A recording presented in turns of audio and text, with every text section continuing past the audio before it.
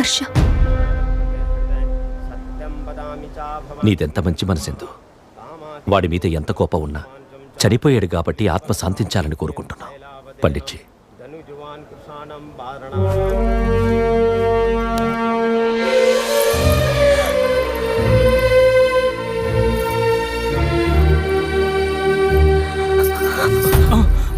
ఏంటిది?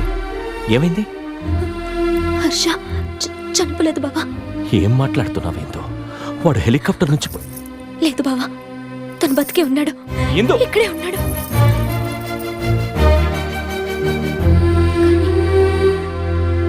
తన ఎదురుగా రాకుండా చూడు బావా.